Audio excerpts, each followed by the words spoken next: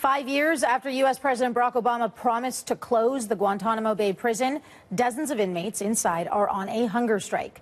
Reports of violence and force feeding have prompted a Red Cross investigation.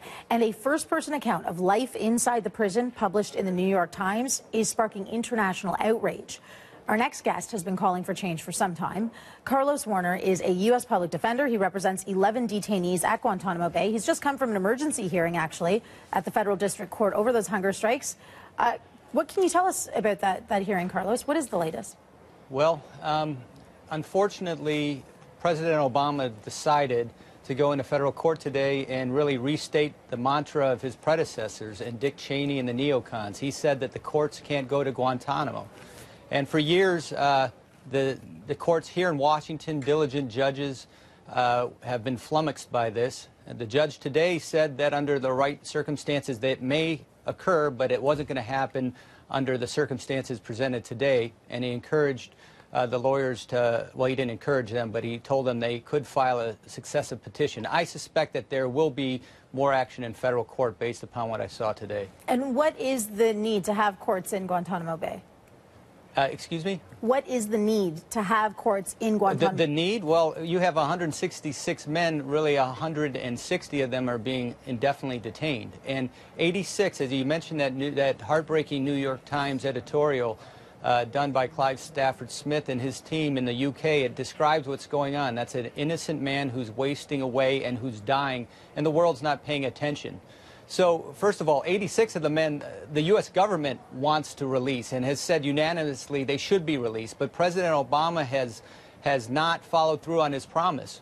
And therefore, they sit there and they are dying slowly. And they're dying miserably because President Obama will not pick up the ball here. Now, President Obama could have walked, his administration could have walked 10 feet across the courtroom and talked to us today, and we could have resolved the hunger strike today. He won't even go that far. What would you say to him? Well, the men's demands, I've been there twice since the strike began, the men's demands are very simple. If they are allowed to voluntarily surrender their Quran, as opposed to having it searched by the military, they will end the hunger strike. That will not end the problem of Guantanamo. President Obama has to pick up the ball and run with it. He needs to put the will of his office behind closing Guantanamo, but we could end the strike. And those of us that are watching our clients die want to see the strike end. That's first and foremost. And then we tell the men, have faith in us. We can close Guantanamo. There's people watching, the world is watching, and we can do it. But we have to convince President Obama to pick it up. Unfortunately, it looks like he has no interest in Guantanamo. Well, how are your clients doing? You represent 11 detainees, right? I do. I represent one high-value detainee, and that population was not hunger striking last I heard, and I would suspect that they are not.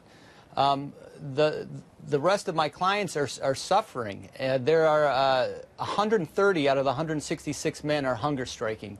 The military plays games with the numbers. I could take you through how they do it. It's not important. I think now they're saying 65 men are hunger striking. The bottom line is that the majority of them are starving today, and they're doing it because they don't want to die quietly. And since President Obama made his promise, there's been nothing about Guantanamo, and they're fed up. So that's the fuel that's driving the fire. The way the military is addressing the men and dealing with them caused the strike to take off.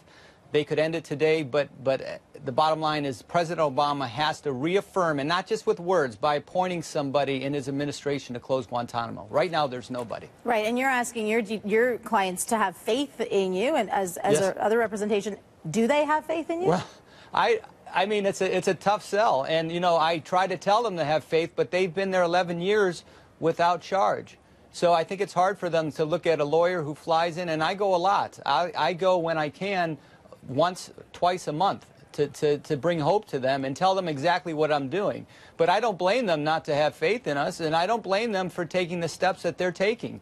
Many of us might be doing the same thing if we were held 11 years without charge. I believe that we can close Guantanamo, but it will take a concerted effort by not only those of us that represent the men, but the administration itself. And that's the most important thing. Until the administration takes one positive step our way, there's nothing that we could do, and men are going to die. Well, we appreciate your time. Thank you for speaking with us. Thank you for having me. That is public defender and representative of 11 Guantanamo Bay detainees, Carlos Warner.